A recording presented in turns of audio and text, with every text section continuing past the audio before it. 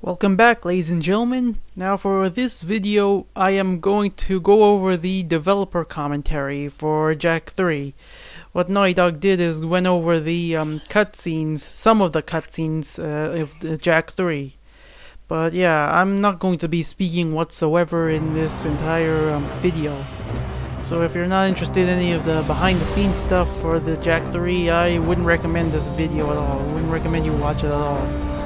But yes, with all that out of the way, thank you guys so much for watching this video. If you liked it, like, subscribe if you're interested, and until next time, bye-bye.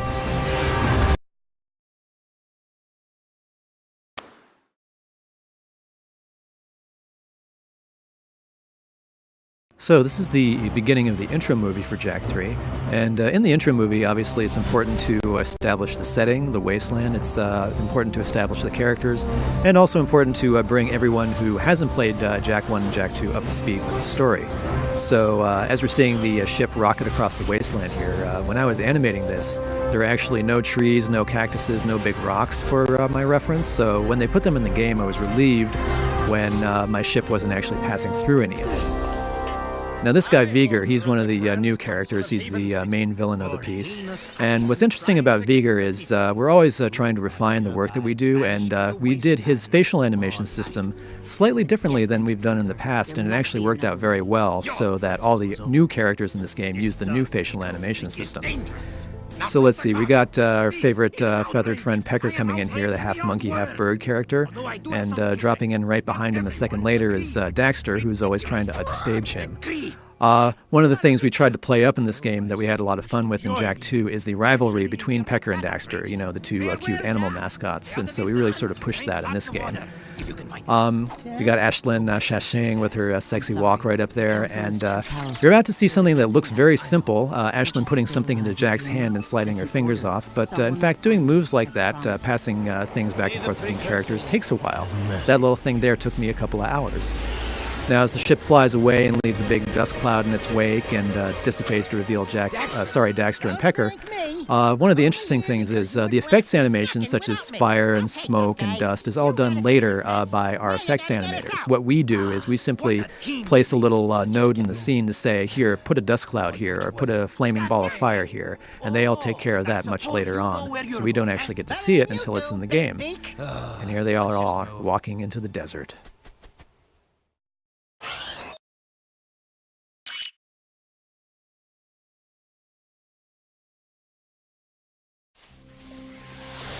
This scene is a really good example of just the collaborative process at Naughty Dog. So many people had their pieces in the puzzle to make this whole scene come together. Jason Martinson was the animator. Also, Mike Fadalone did a lot of the special effects animation, which you're going to see in a few seconds. In addition to that, of course, we had Troy Adam doing all kinds of, as you can see, all the special effects with the particles in the background, sort of adding life to the whole battle that's going on. What we wanted to do when we started the story idea for Jak 3 was we wanted to really kind of show the players that played Jak 2 that the world's going to really change. And so right off the bat we said, well, you know, that palace is just going to have to come down because we want to basically show that Haven City is forever altered in this war. And again, this is showing sort of the cross-section of how these scenes were put together. This scene took forever. We really shot a lot of our special effects load early on this one. As you can see, the entire palace comes down in one big giant piece, and that animation took forever. Again, a number of people working on this to make all the pieces come together, and then the magic of the music and sound effects on top of it to sell it.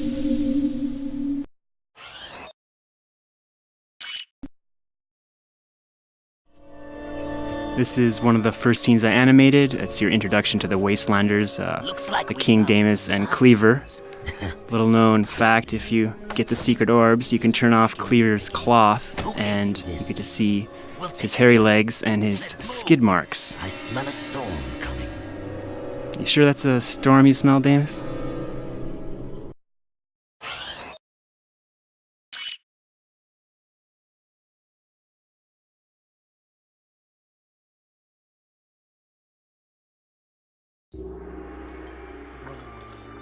Alright, so this is our first time back after the intro movie, and we get to see Jak and Dax are nice and safe. We also see there's been a wardrobe change, and Jak's gotten a haircut, so hopefully his little hand gesture gets to draw attention to that. When I first started working on this, the stage was not really done at all. They were in the process of working on that. I did know there were steps, and I knew there were pools of water. So two things I thought of were bringing Damus down the steps and get them closer together, and also get Daxter to wring out his tail so I can get just a secondary action in the scene. I also didn't really know what was going on with Damus. Is he good? Is he bad? Should we be worried about him? I knew that Dan, our writer, probably knew exactly where he was going, but I knew that I didn't, and also the viewer didn't. So we got to, kind of leave a little mystery for Damus. And he talks pretty tough. So I know that. After this scene, I didn't quite know if I liked him or not, but then I also get to have Daxter act cute. What happens to the ones that don't crawl? Maybe that balances out the scene with all the tough talk. I was afraid of that.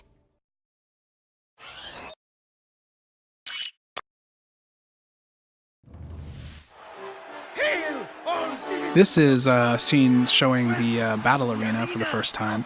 The Wastelanders, as you know, they live out in this desert, the Wasteland cities, named Spargus, and it's out in the middle of this giant desert. And these guys are pretty tough hombres, and they use this arena kind of as a proving ground for themselves to see who the strongest are. And the survival of the fittest idea is basically what their whole creed is. Basically, Jack and Daxter show up at this place not having any idea what they're going to do, and all of a sudden they realize they're going to be tested in fighting. So once again, they have to prove themselves if they're going to even stay in Spargus, and prove themselves to be Wastelanders. The arena illustrates sort of the contrast between Haven City and the Wasteland, where out here, basically Jack and Daxter are in significantly more peril. They're fighting for their lives and fighting to prove that they're worthy to stay in Spargus, the Wasteland City itself. Again, really what this is also is for the player is that it's the beginning of a series of adventures and challenges, both training them and also easing them into the game.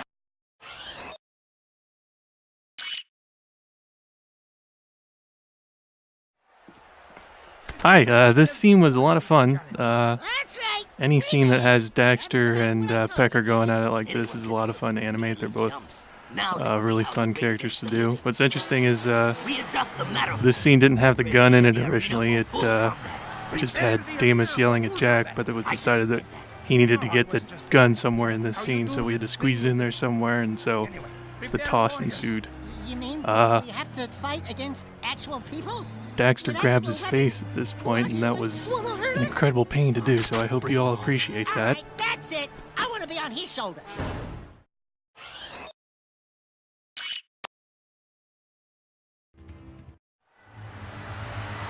This is the scene where Damus realizes that Jack is a little bit more than he seems. Speaking of which, one thing about this scene is that everybody who animated scenes in the arena ended up having to reposition everything because about halfway into production, they ended up rotating the arena by 90 degrees. It doesn't happen too often, but when it does, it's a lot of fun. And that could be useful. Now, what's interesting about this scene is we have a lot of scenes in this game where the characters are basically doing a lot of explaining and a lot of sort of expository dialogue. So the trick in the scenes like this is rather than just cutting back and forth to a lot of talking heads, is to try to keep the camera dynamic with interesting angles on the scenes so you all don't get bored and button out of the cutscenes. Because, we don't like it when you button out of the cutscenes. Once again, Daxter gets burned. Animating Daxter is very fun. Animating the little flaps on his hat is not quite as much fun.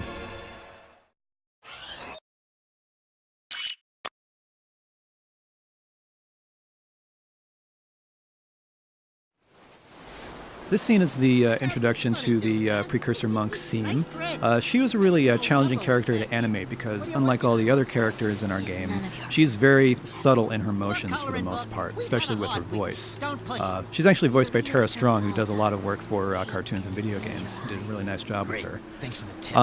One of the interesting things about this scene is that I animated it well before the final version of Jack for Jack 3 was designed. So I was actually using the old Jack model, the model from Jak 2. And when we changed the character design, we actually changed some of his proportions a little bit. So I ended up having to come back to this scene later and reanimate Jak's chest and some of Daxter's positions on his body armor because everything had shifted around slightly. I know it doesn't sound like much, but little things like that add up to a lot. Now coming up here is a little homage I did to one of my favorite actors. I'll leave it up to you to guess who it is. And now, time for a mini game.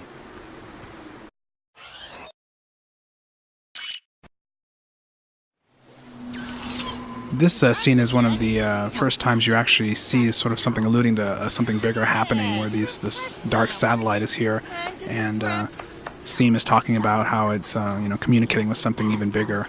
Again, we're just trying to foreshadow where this is heading, the story. One of the things that's interesting about creating these animations is, you write these lines, and then an actor will take them and bring them to life at one level and in the recording studio, and we go in and we direct the actors, and it's a lot of fun because the words just kind of spring to life. And then an animator gets a hold of it, and it's just amazing because they really breathe life into the character, and suddenly everything just all comes together, and it just becomes a living, breathing thing. It's quite an exciting thing to watch, really, from the beginning of script and text all the way to the end, when you see these characters actually feel like they're your friends, and you start to really know them, and they seem to feel like they really have energy and life behind the eyes. And then when you add sound and music, suddenly the whole scene becomes much greater than the sum of the parts. It's amazing.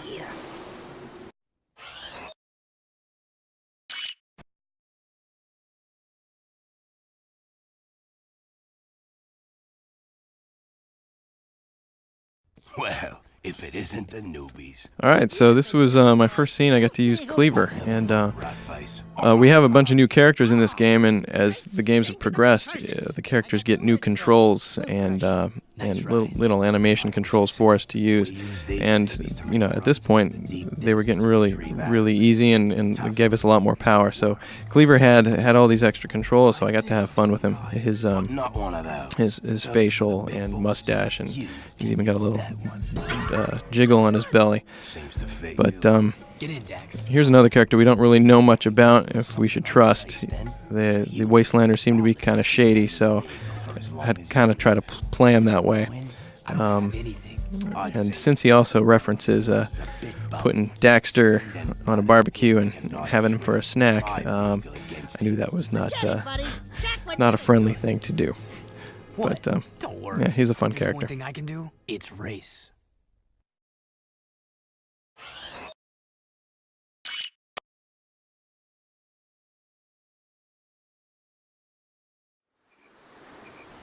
This scene ran into a slight problem that we have a lot, where there's important information going on that the player must learn about, and there's other humorous antics going on in the background, and we have to balance the sound out, which sometimes can be disappointing to the animator, but it needs to be done for the gameplay. This was a fun scene to do. I got to abuse Daxter, fling him around. I love doing that. And here he comes again. On his way back, he'll be hammering away at the lizard, trying to get out of its mouth. And Baruch Baruch, some mumbo jumbo, which means spit out little orange lightning.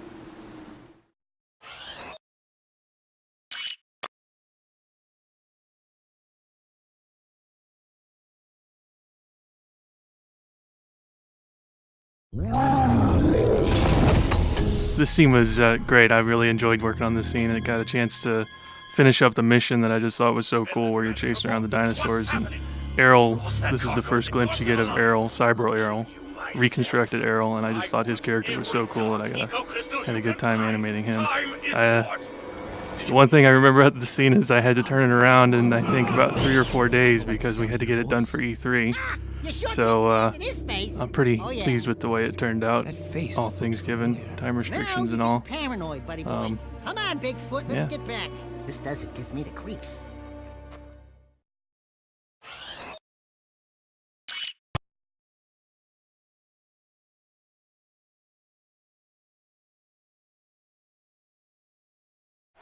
So this is about the funniest scene I got to work on. It was a lot of fun, just with Dax and Pecker jabbing back and forth, and try to get as much personality and comedy into it.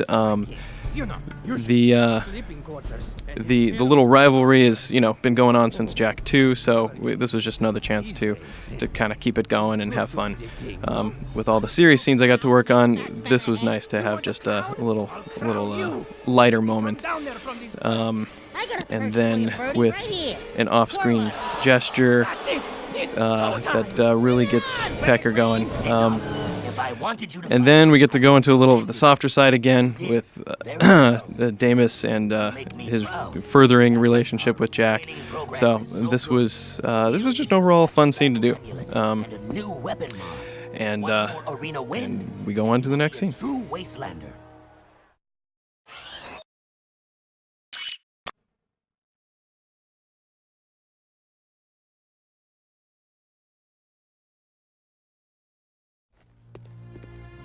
This scene is leading Jak out into sort of an adventure to go catch some lizards. One of the things that's really interesting about cinematics in video games is really they have to do triple duty. We have, obviously, first and foremost, we want to entertain. We want people to be excited by what they're watching, and it should be funny if we can help ourselves. But also, we want to move the plot forward, so it has to have some reasonably expository stuff telling the player how this the story is moving and the arc is moving. But third and foremost, and obviously probably the most important, is we want to tell the player what to do. So basically, in a very short amount of time, we're trying to do quite a bit of stuff to make the scenes actually work as we write them and as we record them and of course animate them, trying to emphasize important pieces. So this is an example of him being sent out, and it goes through a whole sequence, and this is where Deimos for the first time is really kind of reacting to Jak as a father in the sense. He's almost like trying to take him under his wing. There are some strong paternal instincts going on here, and it's very new to Jak, something he hasn't felt before. So.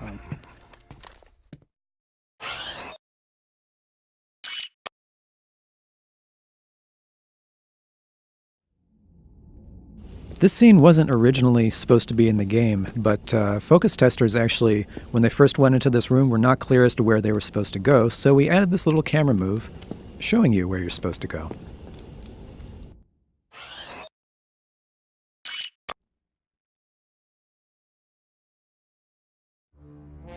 This scene takes place once you get to the top of the temple.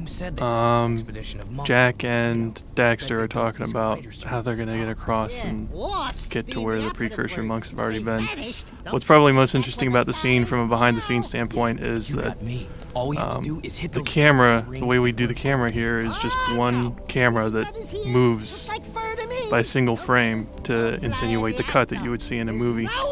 But what made it a little more difficult was that I had to have a separate camera for the ground shots and a separate camera that was actually affixed to the glider that they're going to get into in a second, and that just added a little bit more to the difficulty of the scene.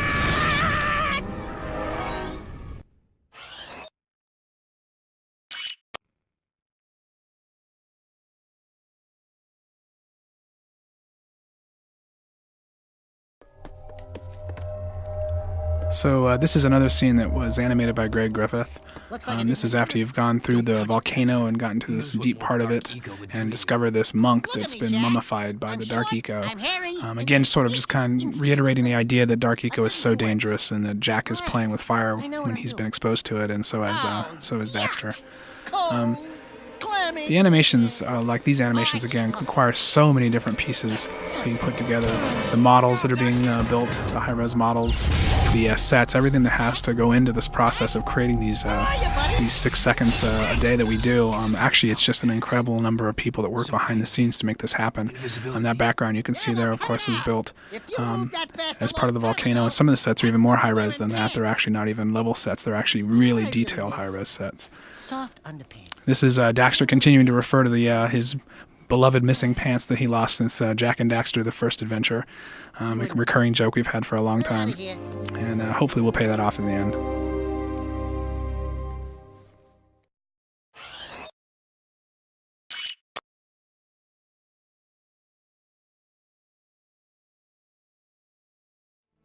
Just to give you an idea of the process, this scene is about 30 seconds long, which took an animator about a week to complete, a week of a lot of long hours. They try to do about 6 seconds a day. When the scene is actually written and then recorded, and we try to cut this using a sound tool to cut down the sound file as tight as possible. We kind of consider the editing process in the front as important as in the back. Again, it's almost like writing, where you think you've cut the scene as tight as you possibly can, and you come back a couple minutes later and it's still not tight enough.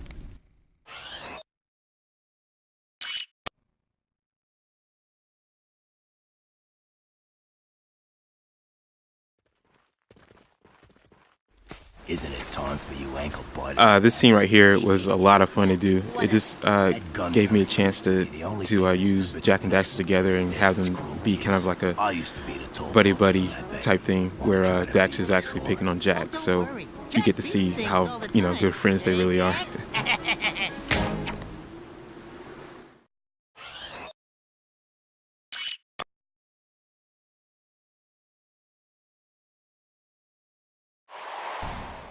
Hi, this is another arena scene that I did that has Pecker and Daxter going at it again. A lot of fun. I really enjoyed all the scenes with Pecker. What's interesting about Pecker here is that in some of the scenes, even though you can't see his feet, he's really just floating in midair. I had to sort of slide him around to stage the camera the way I wanted.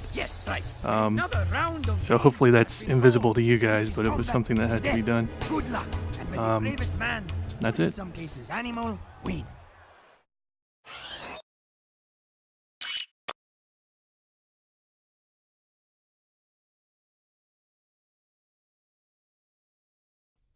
This is a cool scene right here. This is actually my first time animating a female in the game, and up until then I've been animating mostly guys, and so it was really tough to try and nail her down.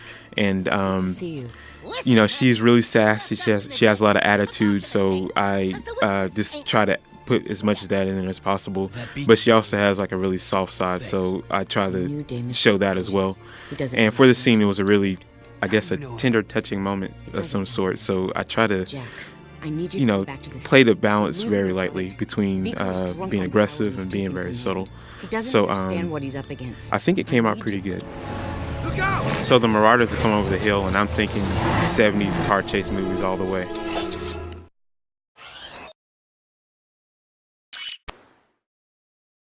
Okay, so I got a little bit of grief over that little bend into the Hellcat so she can get Jack's hoverboard out.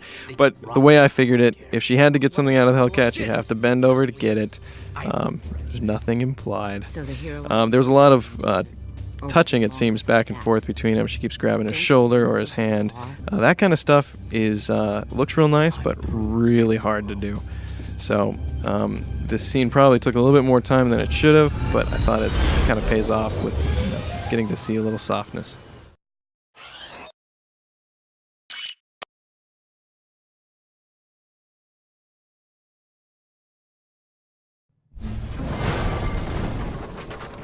So we've just entered the intro to the mine boss fight, and this scene was the longest scene I had worked on at the time. I think I clocked in close to a little over a minute, and it was really cool to get to work with a scene that had more exposition, where they get to find out more about the story. It's the first time we've seen Viger since the intro, and even though we kind of get the idea that he's not a good guy in the intro movie, we get to hear a little bit more about just his evil plans, so I got to have more fun with his character. And I think we got really good reading from the actor, so that made this scene a lot more fun to animate. One of the hard parts to set up for the staging was this giant room has a pedestal that Jack is on and he's trapped on, and then there's a big giant space in between him and Viger. So staging the camera from back and forth, if you ever needed to see both people in the same shot, there was really a real long distance in between. So I had to do what I could to trick the camera, or also just use really long lenses. So you kind of get to use certain film effects or film techniques to try to compress space. And here's Daxter going off on his little fantasy of of being surrounded by women, which does not go well with Viger. I know we tried to use this joke a couple times about him getting his name wrong, so I thought that was kind of fun to work with. I think it happens again later on in the game. And here we go.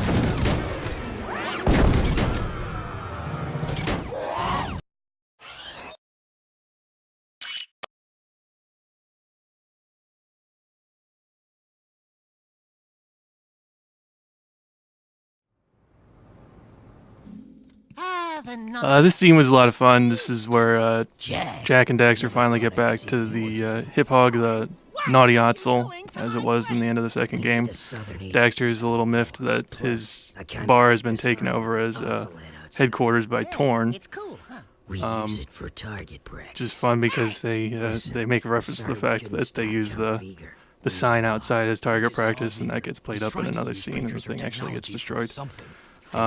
This is also where you get the first hint that Viger is probably behind what's been going on with various doings in the game. And at this point, Torn is talking about how they're going to be attacked by the blast bots. And the blast bot pops up here as a hologram, which was a little bit of work to do. It was really adds a lot to the scene, I thought, but it was a little bit extra work.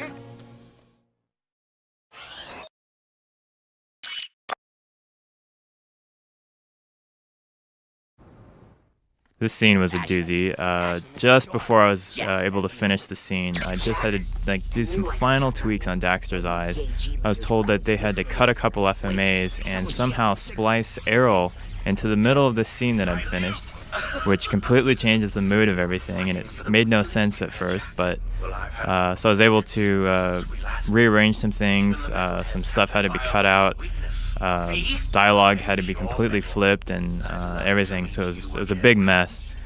But I finally got it to work. An interesting note is all the holograms here, all the facial animation had to be done with 3 bones. We weren't able to use morph targets and use this hologram effect, so that was quite a challenge to get some nice voice reads and emotion on these things with 3 joints. This Daxter line was a blast to animate, and I decided to hold this last face here for impact.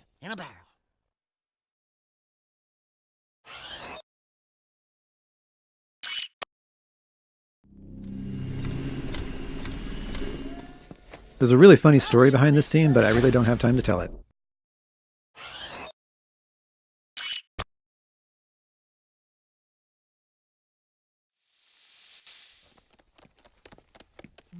This was one of my favorite scenes to animate. I got to do character interaction with Daxter and Tess. Certain body parts pressing up against one another, some hugging, and playful animation. And of course, it has chicks with guns, which everybody likes. She gets to lug around this monster gun, which is scaled down about 70% of the size it really is in the game for Jack. Otherwise, it was absurdly huge, which is only funny when Daxter holds it. It's a hobby. And here's their shocked response to her skills. And some more flirting between the 2 lovebirds.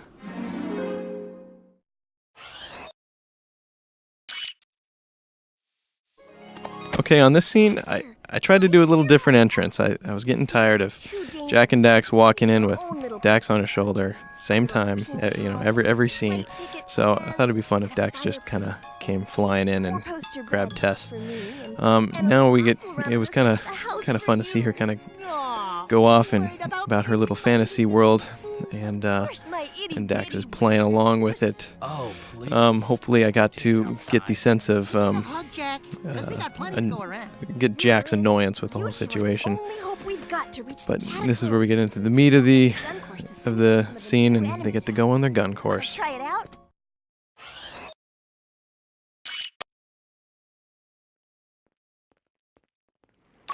So this scene was actually a lot of fun to animate, especially with all these dynamic camera moves and the Naughty Otzel blowing up. And hopefully the humor of the Naughty Otzel statue blowing up distracts you from the fact that there's no reference to the Dark Eco that you just rescued.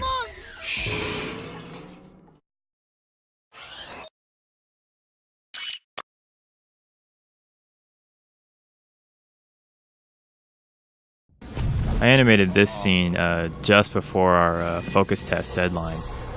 The whole thing was animated in one day. It was a really long, grueling day for me. And I realized that I'd forgot to add Daxter, and I hadn't even started him yet. So I just put him in at the end, poked his head out.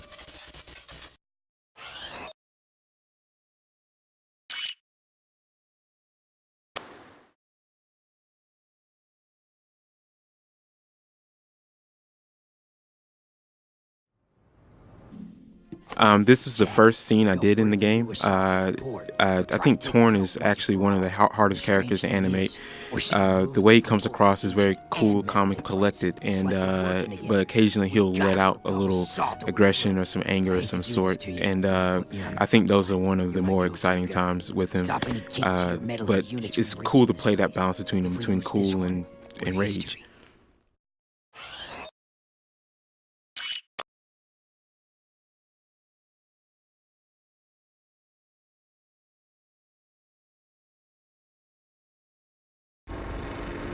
This is a very unique cutscene. We have a new technology that me and programmer Amir came up with.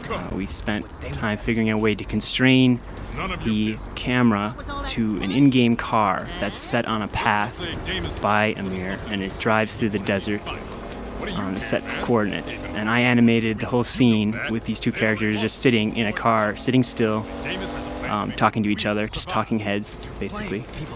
And I didn't know how it was going to work out. We didn't even know if it was going to work until we finally got it all into the game, and it turned out quite successful. It's really a cool scene. You get to see the background flying by. And it was used also in one of the other scenes after the fact, and probably will be used much more in the future. I'll tell you when the action's coming.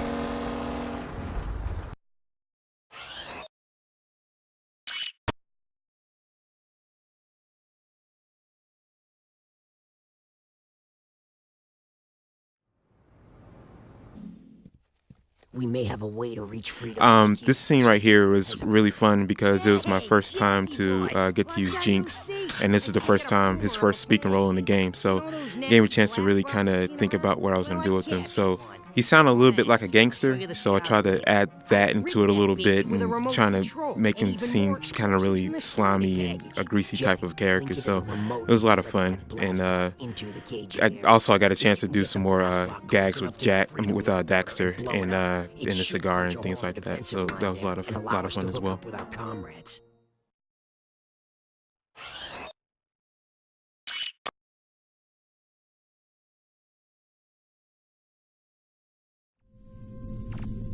This scene takes place after you've defended the Freedom League headquarters from an attack of robots.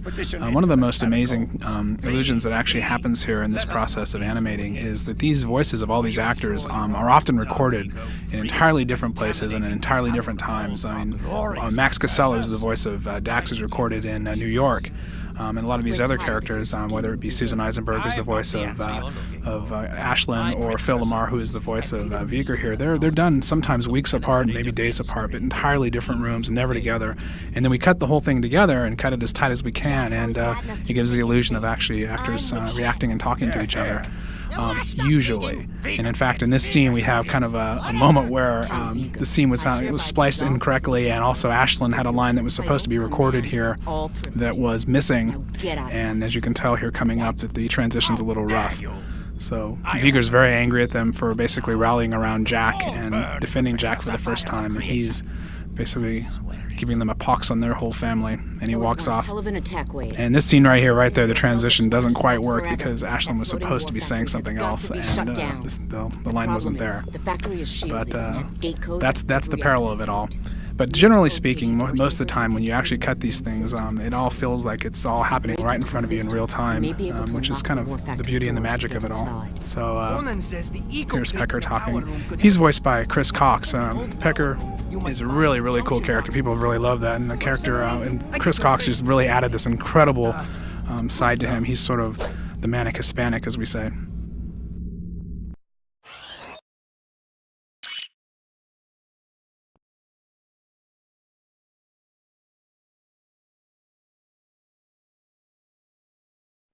This scene really is a great demonstration of Jack's inner struggle. Who am I kidding?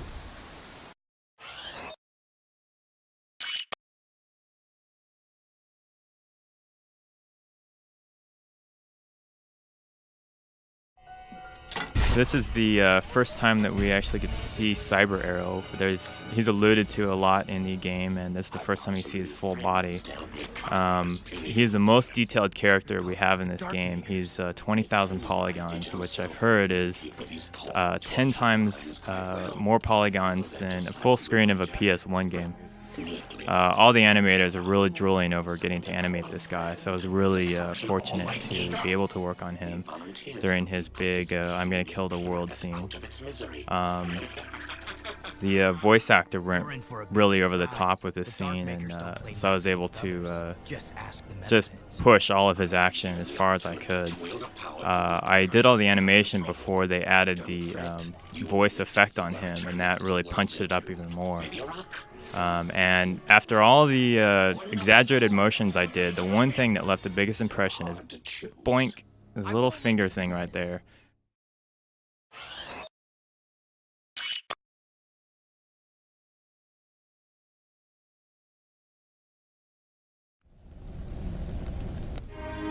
This is sort of the culmination of Seam's character arc. She begins to realize at this point that Jack is the savior of the planet, and begins to open up a little bit to him, and in this case gives him a very, very important artifact. We were hoping to actually have this scene originally, believe it or not, have Seam as a death scene. So if you can actually listen to this animation or listen to the recording, you can hear that her voice is very different, because some of the takes were originally directed as her dying in the rubble. So she's kind of this whisper, almost death. As you can see, Daxter is really funny. He's like my secret weapon. There's an old adage in Hollywood that if you have a boring scene, have somebody run in with a gun. Well, in my case, it's Daxter. I always have him run in. He's perfect. He's my secret weapon.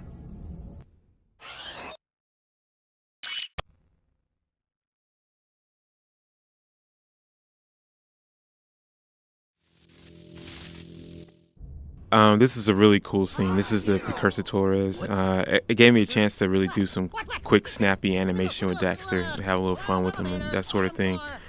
And Jack just kind of ignoring him and not paying attention to him. And of course, Daxter wants the attention. So I like the scene a lot. It's really cool.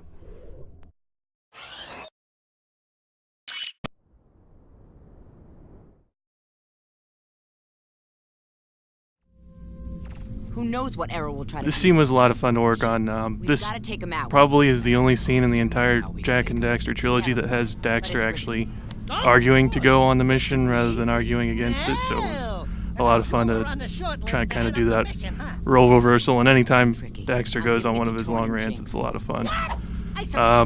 Originally I had listened to the sound file for this one. I had a lot of plans for different poses and different things that he could do, and then when I got into the scene I noticed that he had about a 4-inch wide ledge to stand on without stepping on the actual holo viewer they have there, so I had to try to get the things I wanted to get done without having him roam too far. So, but all in all, this was probably one of my favorite scenes to work on. I actually put myself a little bit behind schedule putting the extra time to this one, but it was a lot of fun. This was also the only scene I did with Ashlyn, who was a nice break from the other men.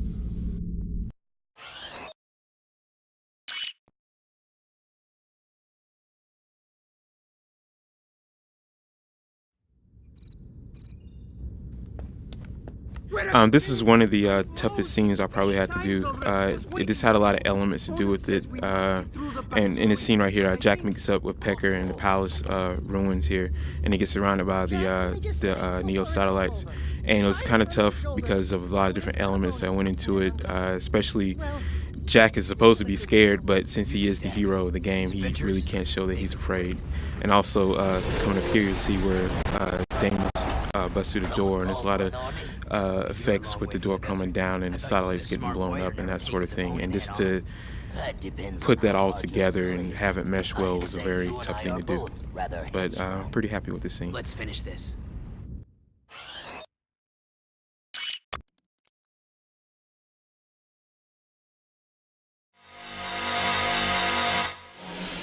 Okay, so when we first get our scenes and we listen to the audio, we get to sit down and look at what we're going to do for the whole scene. This scene presented a challenge in that there was a lot of stuff going on with not a lot of stuff going on.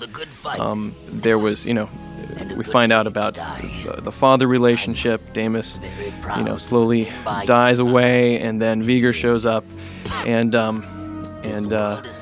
so what I tried to do, mainly setting up this scene, was just try to figure out the position that they're getting to have this heart-to-heart. I was also kind of constrained by Damus being trapped under a truck, so I couldn't really do a lot of stuff with the cameras.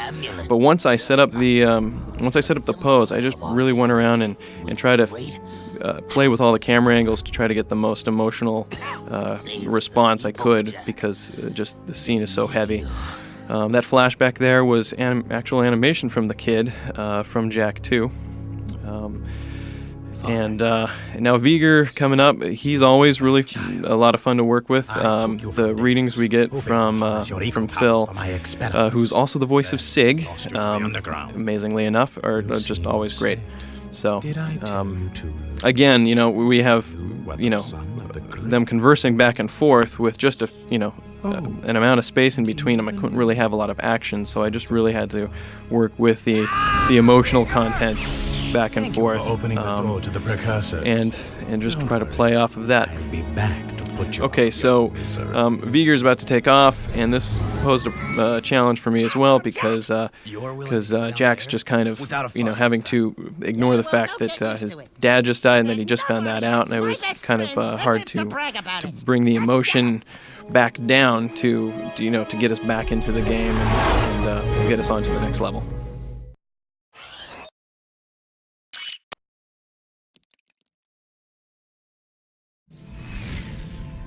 The beginning of this scene is an example of what happens when an animator gets a crazy idea in his head, like, let's have all the lights turn on slowly and gradually. It's actually not quite as simple as you might think. It took a couple of programmers and a little bit of time to get it all working, but I think it looks cool. Yeah, this scene, when Dan Arey, our creative director, first told me that the precursors are going to be a bunch of Otzels like Daxter, I said, ooh, you gotta let me animate the scene where they're revealed. Little did I know that the scene was going to be nearly 4 minutes long and that I'd have to do it in about 5.5 weeks. But hey, that's all right. These things happen. It's a very interesting, very complicated scene. There's a lot of characters. There's a lot of stuff going on. Here's a return of our precursor entity from the end of Jak 2, for those of you who actually managed to finish Jak 2. Congratulations. We've also got Viger in this scene. Viger, for me, I think, was one of the most fun characters to animate, not only because Phil Lamar, who also does the voice of Sig, did such a great job voicing him, but he's just got such an expressive face. So after he gets transformed and he's looking up and he's looking all smug about being imbued with precursor stuff, he has that wonderfully smug look on his face. Now, of course, at this point, this is where the illusion starts to fall apart. Jak and Daxter have had just about enough of being told what to do after 3 games worth of being errand boys for the precursors, and so we have a nice little off-screen crotch grab from Daxter. Been waiting 3 games to do that. And now the moment you've been waiting 3 games for, the big precursor reveal. This is something that I talked about a lot with Dan, and we thought about many different ways that we could do this, and we figured it would just be best if we saw them from behind and they didn't quite realize what was going on, and then boing, and just a long, long take of everybody just sort of staring at each other and sizing each other up. These 3 precursor Otzels don't actually have names. They're referred to as Otzel Leader, who's the guy with the staff, Otzel Surfer, who's kind of the hey dude fellow, and then, of course, Otzel Dummy, who's the guy with the helmet over his eyes and who and the big buck teeth. Which is not to say that people with buck teeth are necessarily dumb, but these are just the way these things pan out sometimes. This part was a lot of fun to animate, everybody's little reaction takes to what the precursors really are. And frankly, I'd kind of like to be in the living rooms or parents' basements of America watching when a lot of people who've played the series before see the precursors for the first time. Because I imagine we're going to get just as many people who would like the idea as just as many people who think it's the dumbest thing they've ever seen. Now, personally, myself, I was sold on it from day one because I'm a little tired of the cliche of, the gods being these great, wonderful beings of light, come down from a high on. And, that's just, I think, what everybody was expecting us to do. And to actually have them all Otzels like Daxter, some people may think of it as a cop-out, but I don't think anybody's going to see this one coming. I may be wrong. This part was also fun to animate, Beaker changing into an Otzel, scaling his various bones and whatnot to stretch him into the proper shape, and then poink. Now this last part of the scene, because the scene was so long, and because I did have very little time to animate it, Jason Martinson, who's another one of our FMA animators, actually did some pinch hitting for me. So from here on in, it's pretty much all his animation. So thank you, Jason, from preventing me to have to stay one more night until 5 in the morning getting this done, so that you, the player, could enjoy our story. You idiots. I told you we needed a plan B.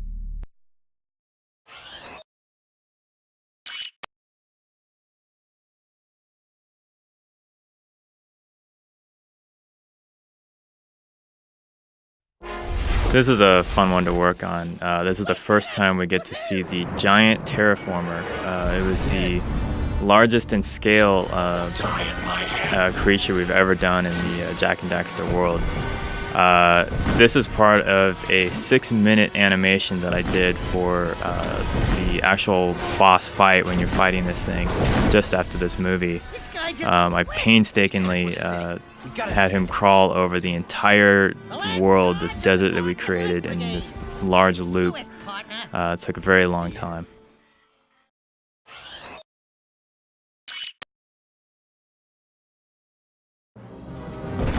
Here's another giant terraformer scene. This one was really dramatic and it was a lot of fun to do. I was able to take some of the animation that I did from the in-game terraformer sequence and actually give it a different angle. You usually get to look down on it during the game, and this was cool to be able to look up at it and really see the scope of this thing.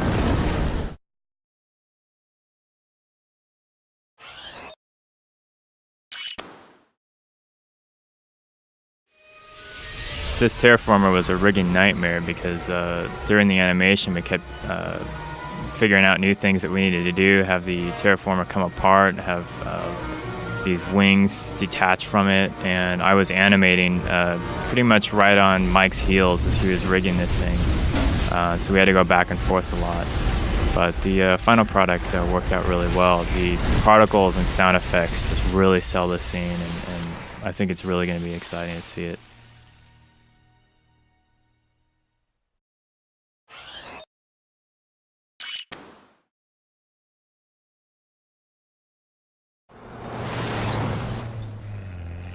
In all these scenes, I had to fake the camera a bit and fake the area of the desert so that you don't know exactly where he falls, because this could happen at any point during the gameplay. And then at this point, we switch out to the high-res level from the foreground object that I was animating and have Jak climb up the top of it. I faked it a bit and just showed him pop out at the end.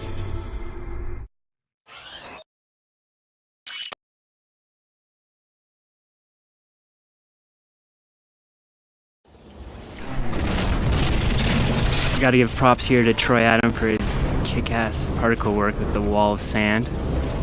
This scene had an alternate version. We needed to show some sort of connection between Ashlyn and Jak at the end, and this one here was the original idea, which came up between a bunch of us, and there was another alternate that Neil, I kid you not, Druckmann came up with, where Ashlyn pulls down Jak's scarf. And it was a little more intimate, but this version works just as well.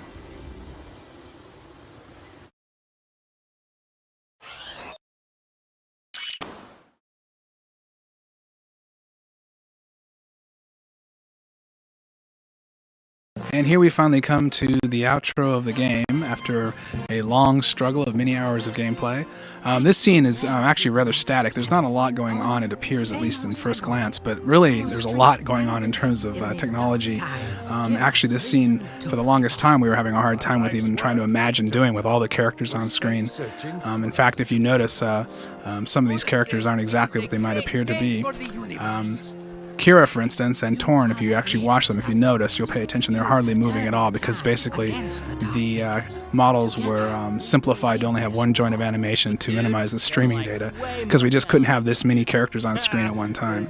And also, as you can see, the Otzels, the precursors, they actually have environment mapping on them, and it causes a lot of problems in the DMA memory to have this much stuff environment mapped on screen. So this scene, as simple as it looks in terms of actual action, is incredibly complex.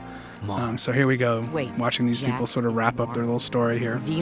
Jack's about to leave and do his thing. It was really kind of a funny point that actually, up until the very last minute, we thought Jack was going to get on the precursor ship and blast off into space for parts unknown until we kind of talked about it, and Evan Wells had a good point that he thought, well, you know what actually we should do is we should ellipse back to the beginning of the game and have Jack change his mind just like Daxter did in the opening scene when suddenly when the dust clears. Daxter's there waiting with Jack because they're inseparable, and of course Jack is as well. So it was a nice circular storytelling idea, and it ended up being perfect. Finally, Daxter gets his payoff here. He's been talking about pants for 2 games. He finally gets his pants, thank goodness. And this crazy precursor seems to want to turn everybody into a precursor, so he's a little trigger happy, isn't he? So here we see that Tess gets turned into a precursor Otzel as well, and so Daxter finally gets to get his little girlfriend, which is something we've been dancing around with for a while here, what we're going to do with this problem. Here we see Jack and the precursors getting ready to leave. As you can see, Viger turned into a precursor's kind of gotten his comeuppance too, and now he and Cleaver are going to be together, which opens up a lot of possibilities for the future in stories. Can you imagine these two together trying to rule the world? The stupid guy and the smart guy? So now Jack's really kind of getting his last moment of truth where he's being asked to go off and become this great superhero.